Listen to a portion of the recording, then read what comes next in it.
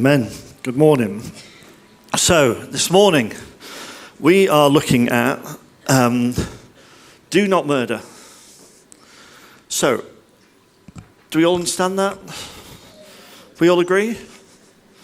Cracking. Great. So, now we're not called a worship band just yet. There's probably a bit more to dive into. We are in our series, this series. There's a few concurrent series at the moment, but this is our 10-10 Vision series, which has been going on a few months, and we've been looking at how we're in this moment where the Spirit is at play, where things are shifting, where what's got us here isn't going to get us where we're going. We have to shift and we have to adapt. And we've been looking at the meta-narrative of Scripture and this idea that we don't have a legal problem, we have a relational problem when it comes to sin. Sin isn't about we broke the rules. Sin is about we have a distorted idea of who God is. We have projected our hate and our pain and our violence and our judgmentalism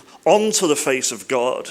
We've painted him that way. We've distorted. We've believed the lie about God, that he's untrustworthy, that he's holding out on us. And so we keep our distance. So we resort to religion and literalism and legalism rather than love and relationship. And as we've understood this, and that Jesus is the revelation of God, Jesus is the full revelation of who God is and what God looks like. Jesus shows us God in all his fullness. And as we dare to believe that, we are invited into liberation, because the law is always about liberation. And so we're looking at the 10 Commandments, and we're kind of working our way through those, and we've done the first 5 or so, and now we're on to do not murder, which is perfect. Mothering Sunday, it's a nice, light, loving topic. So here we are. You're killing me. Now we all believe that we should love people, right? We're Christians, we're here for a reason, right? Like we should love people, and we're all, we kind of believe this stuff, and God is love, and we should love people, we should be kind, we should be patient, we should be forgiving, we should be lovely people, salt in the earth. And that all holds true, doesn't it? Until someone cuts in front of us in a line. And then it doesn't hold so true. Have you ever had those moments where suddenly someone does something and you're love and peace and kindness are a distant memory because we are consumed by rage? I get a little bit like that sometimes, and sometimes parking does that for me. Sometimes people park in the most ridiculous ways. Look at this. Now, I'm a BMW driver and I know we have a reputation, but that is scandalous. We shouldn't be doing that, people. But it gets a little bit worse. Look at this. I don't know if this is a creative meeting that's going on or whatever, but we are not parking inside the lines here, are we? And then there's some really crazy stuff. Look at this. I mean, what are we doing? What are we playing at, people? What about this one? This guy was parked on a bench, which feels like a very odd place to park. This one I squeezed in. It's BMW again. What is it about? Yeah, we're getting a reputation. So, squeezed into a spot. This one makes me laugh. They're just coming out of the church. Someone's having a bad day. So, how?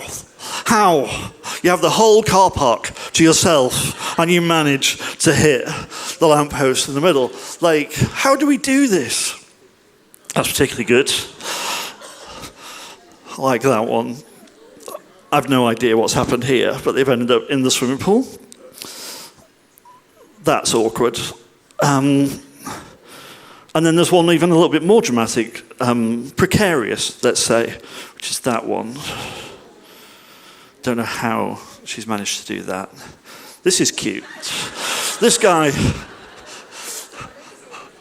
thinks they put this shelter up just for him and his car. I love that one. And then there's this one, which kind of happened to me a week or so ago. I came out of my house. I was walking, I wasn't driving. I came out of my house and someone had parked not entirely over the end of our drive like this one, but they were kind of like covering about a third of our drive. And I was like, man, that's rude. And I had that look, love, peace, kindness gone.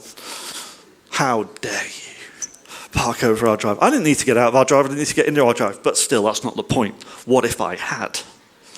I was raging. I was like, do I go back in? Do I write a note? Put it on the windscreen? I was like, no, I can't, no, I'm not going to do that. And I was walking in. So I set off and walked. I promise you, for the first 5 or 10 minutes, I was using my gift of imagination to imagine things that I could do to teach the person a lesson on how to park and how not to park. I was like, oh, well, we actually have got a couple of cars. What if we parked one of them right in front and one of them right behind so they couldn't get out? That would be great. What if I wrote a note and I was deciding all the different things I could write on the note? And it was like, what if I wrote a note in squirty cream on the windscreen? Because that'd be a nightmare to get off. And I was like thinking about all these things. And I'm like, Adam, what are you doing?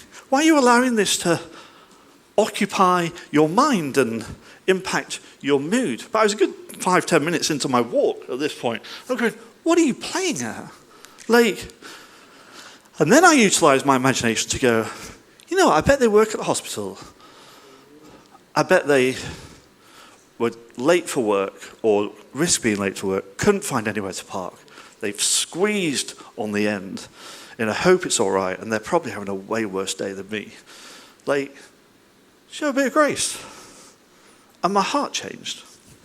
And you might think, what's this got to do with murder? Because 6th command, do not murder. But Jesus, as we've heard, changes this in his Sermon on the Mount, in his manifesto at the beginning of Matthew.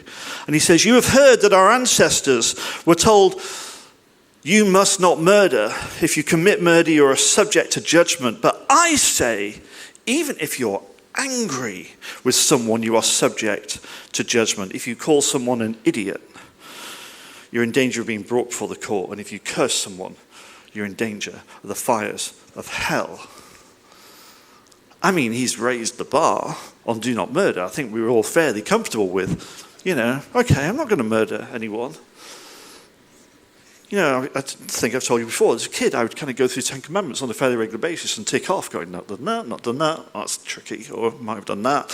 And do not murder, I don't think I ever put a cross on that one. I think I always ticked, going, yeah, I think I've got away with that this week and managed to not murder anyone. We kind of think it's fairly safe. But Jesus goes, no, this isn't just about the action, this is a heart issue. This is about what's going on inside you. The early church, by the time we get into the letters, the epistles, the writing to each other, they've developed this idea and they go, whoever claims to love God, this is in 1 John, whoever claims to love God yet hates a brother or sister is a liar. For whoever does not love their brother and sister whom they have seen cannot love God whom they have not seen. And he has given us this command, anyone who loves God must also love their brother and sister. It's not possible to be someone who loves God and hate.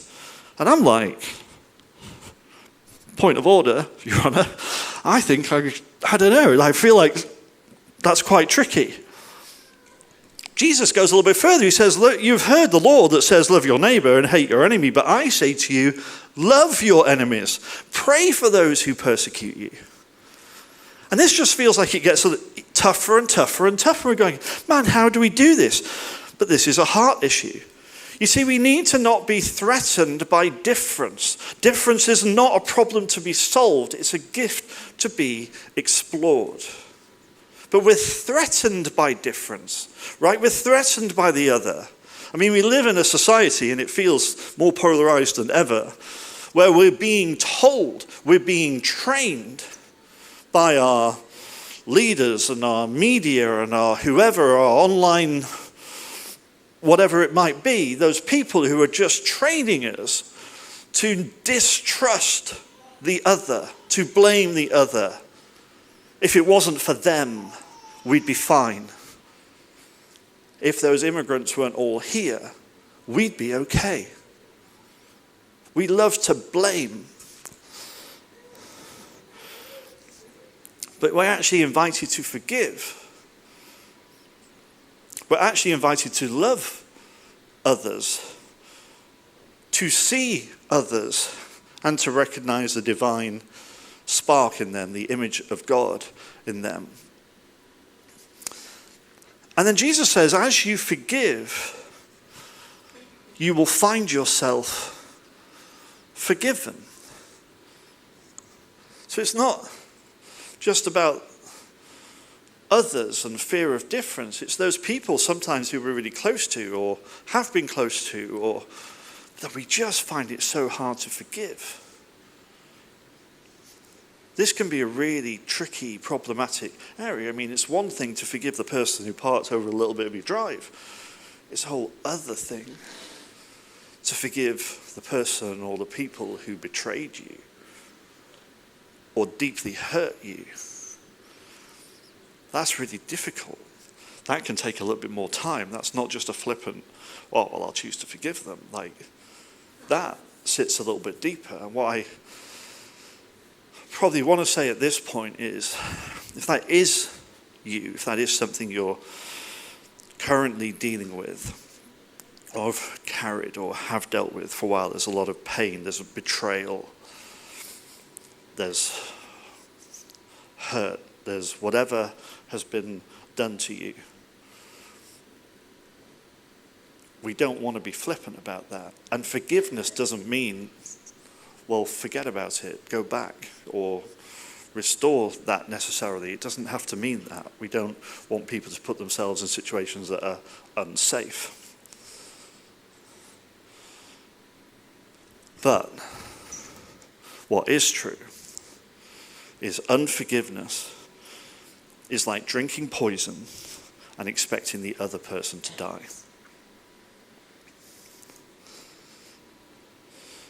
Doing the work of forgiveness isn't about letting the other person off the hook.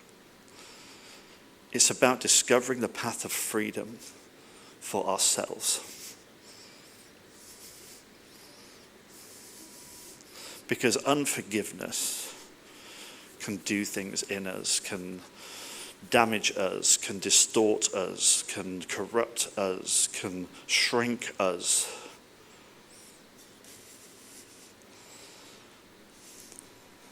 And sometimes we hold on to it because, well, they shouldn't just get away with it. They shouldn't just get to think it's okay. They shouldn't, and that's all true.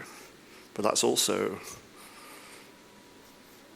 some of God's business, not all our business. But if we're holding on to forgiveness, we're not hurting them. Onto unforgiveness, we're not hurting them as much as we're hurting ourselves. And so there's this invitation into forgiveness. The other thing that strikes me about this passage, the other thought as I was studying this was like, look, murder and adultery are next to each other in the commands. The 6th and 7th command is do not commit murder. The 7th is do not commit adultery. And then Jesus, right after he talks to us about, well, it says don't murder, but I tell you don't hate.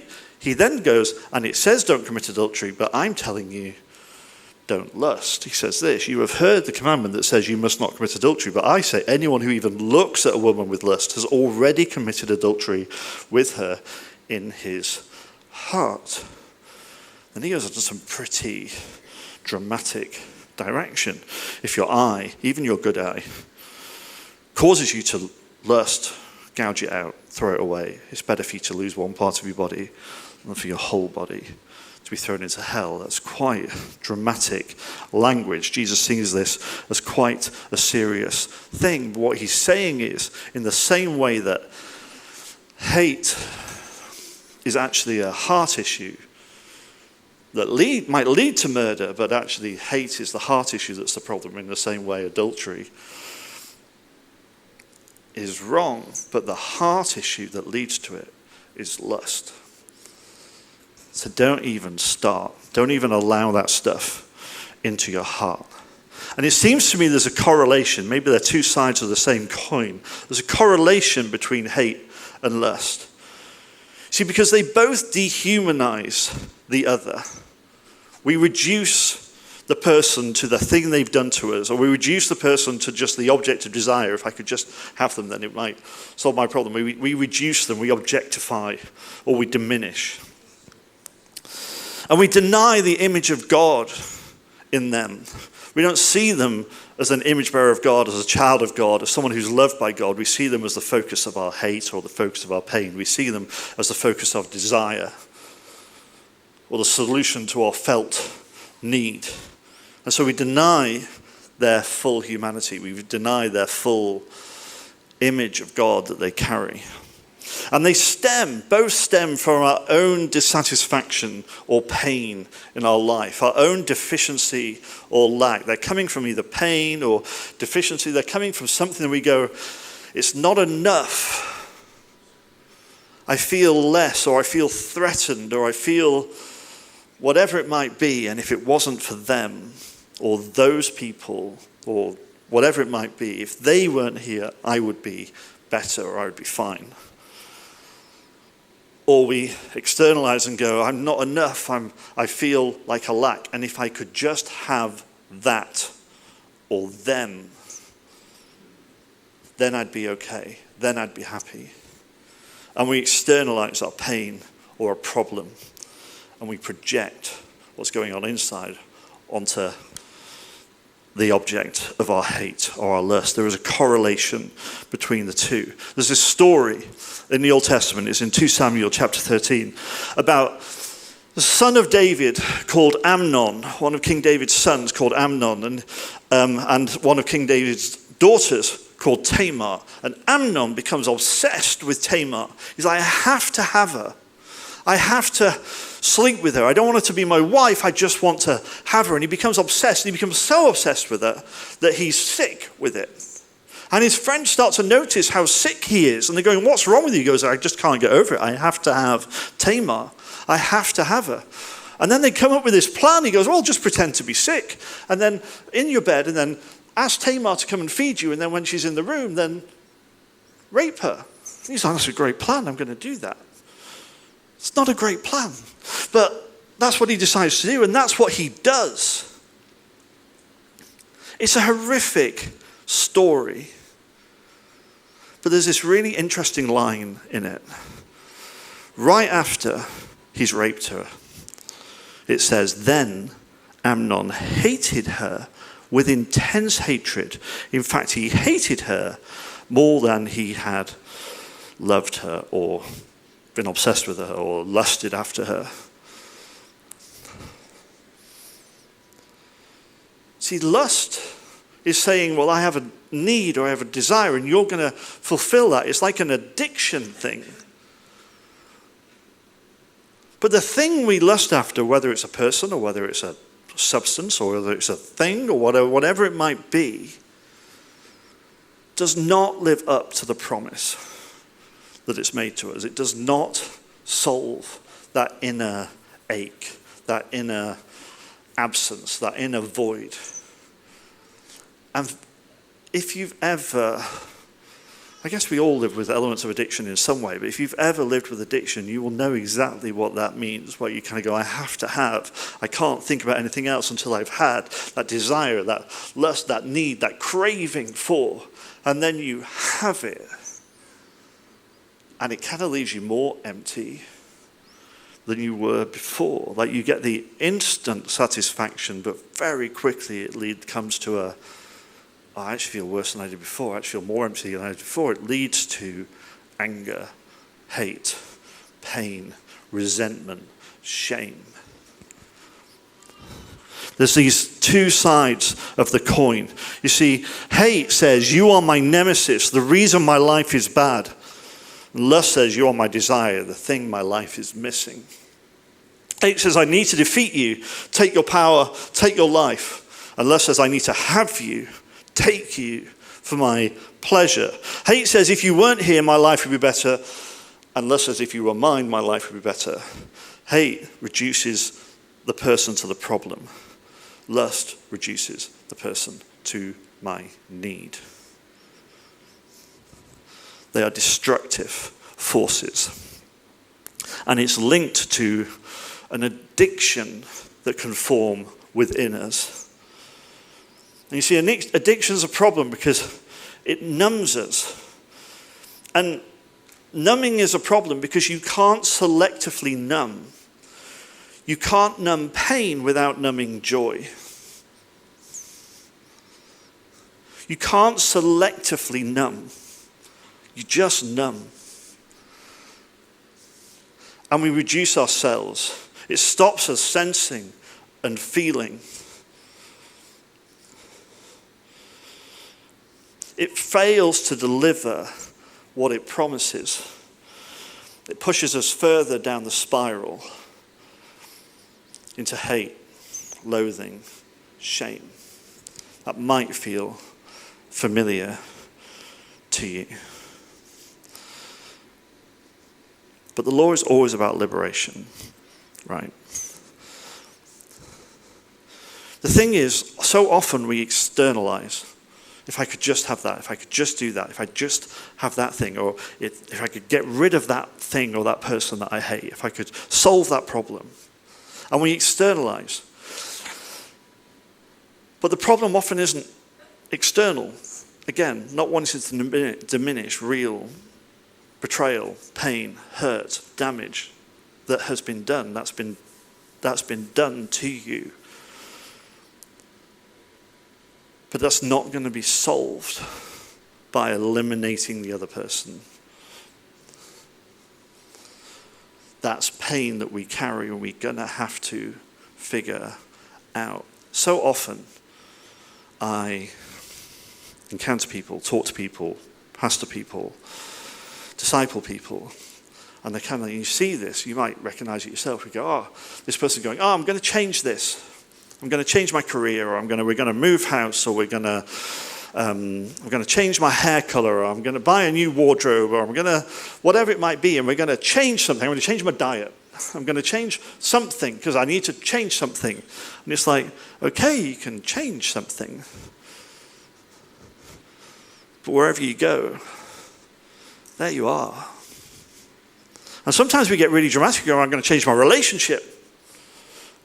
I'm going to change really big things. I'm going to relocate where I am. I'm going to go somewhere entirely different. We need to get out of this thing. I need to be somewhere else. And I'm not saying those are always wrong things, but it's not going to solve the problem because wherever you go, there you are.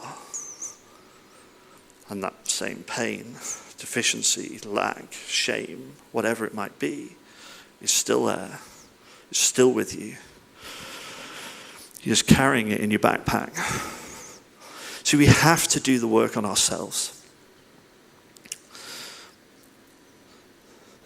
We can't change the person who's wronged us. We can't change the person who's damaged us, hurt us, betrayed us. We can do the work on us. We can invite the Holy Spirit in. We can confess. Confess has all sorts of connotations because we have a legal framework for sin. I just need to list all the things I've done wrong, but that's not confession. If our problem isn't legal, our problem is relational. Confessing is daring to admit all the places we feel disconnected or a bit broken.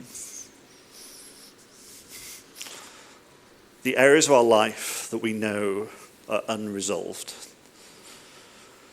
Confessing them to God and confessing them to someone who we trust, who we're walking with, who can pray with us and invite healing in. It might mean that we need counseling or coaching. It might mean you need to sign up for Prayer for Growth. But these are all things that we can do together because we walk this journey in community. We need to learn to recognize the image of God in ourselves. And this is really key. One of the main things I want us to understand this morning. Before we can learn to recognize the image of God in each other or in the other, we have to learn to recognize the image of God in ourselves. And for some of us, that can be really difficult.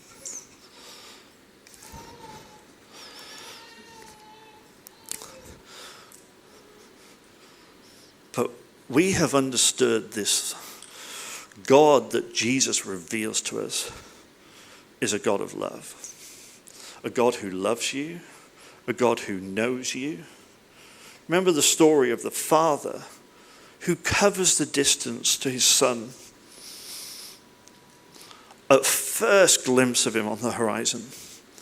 And he doesn't even let the Son get out his rehearsed apology before he's thrown the cloak on him and he's put the ring back on his finger and he's put shoes on his feet and he's embraced him.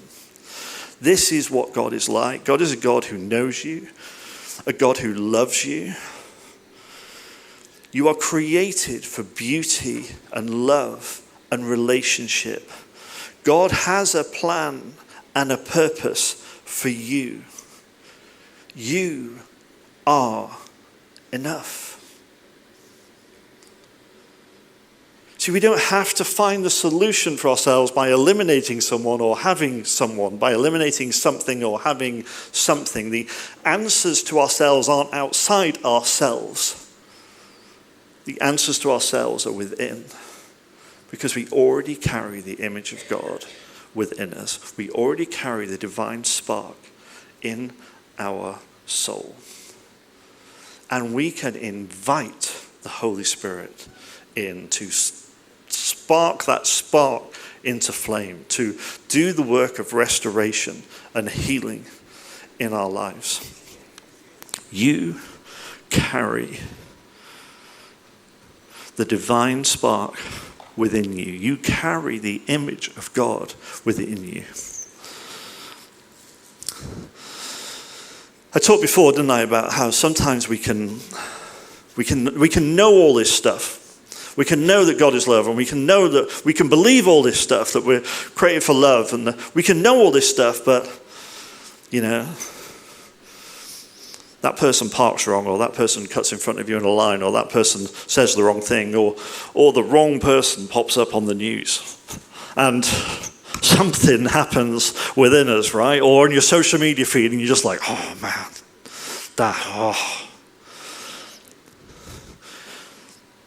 And I think there's a reason for that.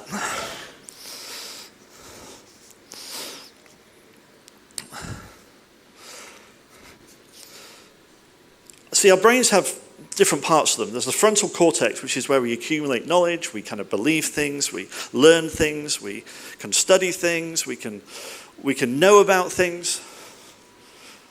But then there's that part of our brain that's kind of our fight or flight, our instinctive reaction. It's called the amygdala. It's right in the core of our brain.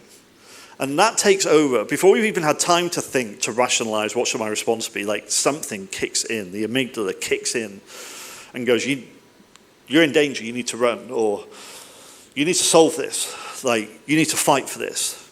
Like, someone's coming for you. Fight back. Like, it kicks in to preserve us and whatever. It's a part of our brain.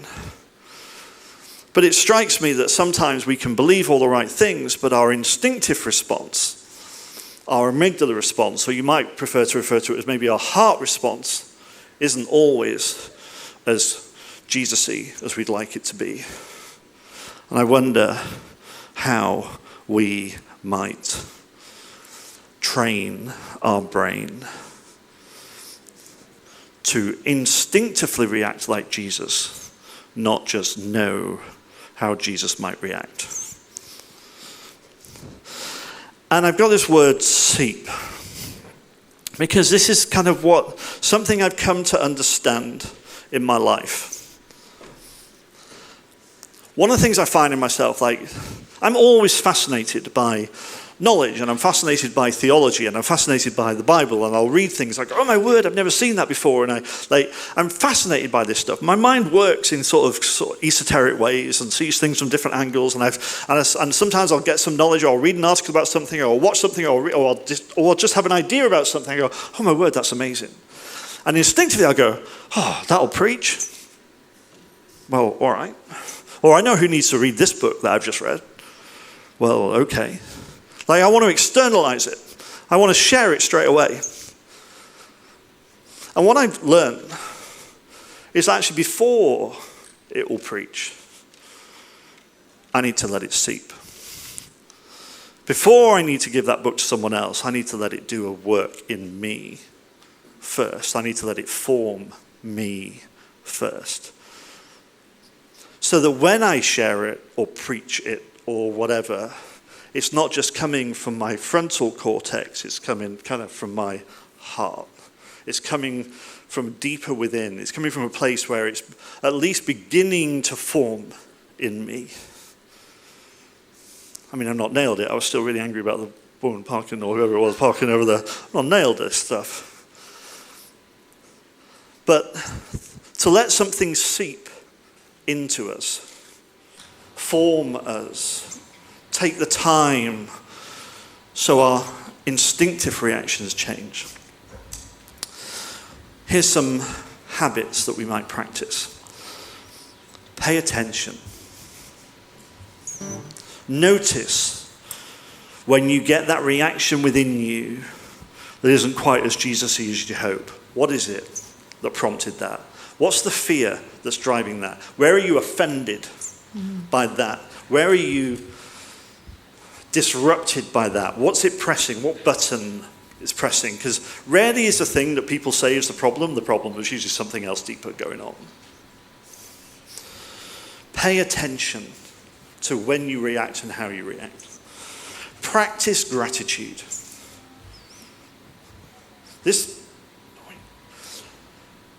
Be really good at saying thank you for things. Build a habit where you're praying prayers of gratitude way before you're praying prayers of request.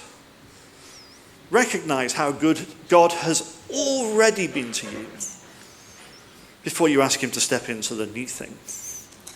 Practice gratitude with God and with others.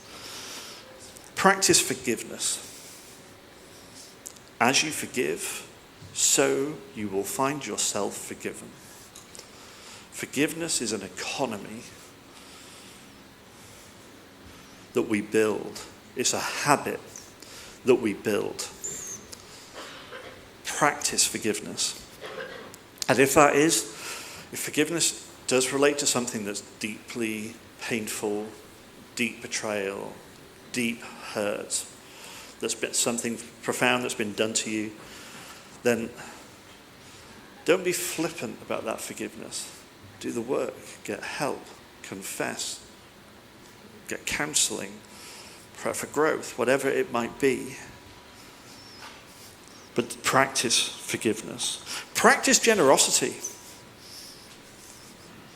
That your instinctive response, every time you've got an opportunity, you go, I'm going to practice generosity here.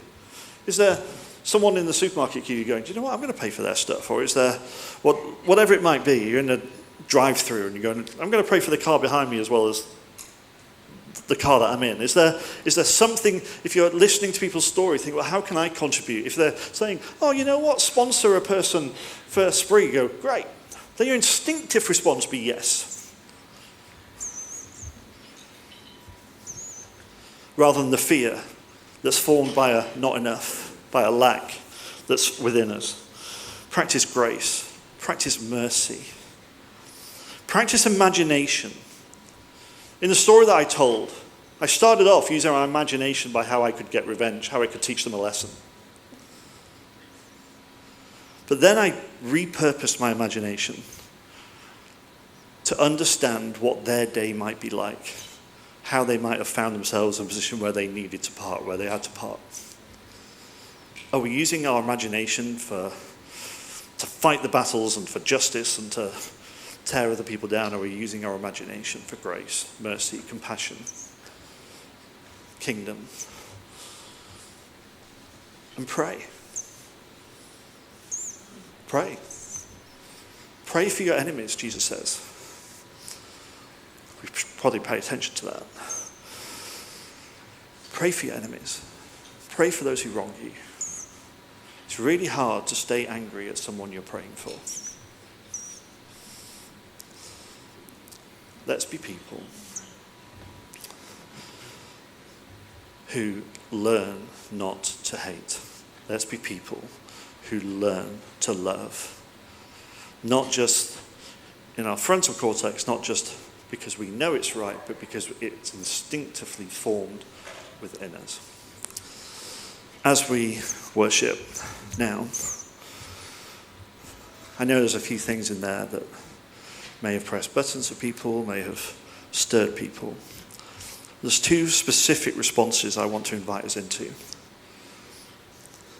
One is, if forgiveness is something we're struggling with, if there's someone we're really struggling to forgive, or if there's something we're struggling to forgive, if just we find this unforgiveness, this hate, this anger in our hearts,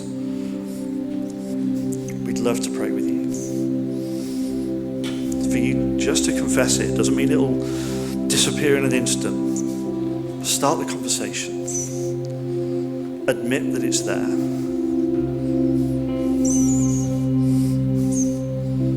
And pray about it. We want to pray with you about that. If that's you, we'd love you to come forward and receive some prayer. We're going to have the prayer ministry team come forward. So please come forward. Why don't we stand? I think it's always easier if people want to come forward.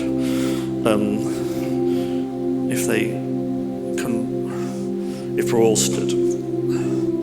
Because I know this isn't easy. The second thing that I would love us to respond to, I think there may be a number of people who, when I talked about recognizing the divine spark in ourselves,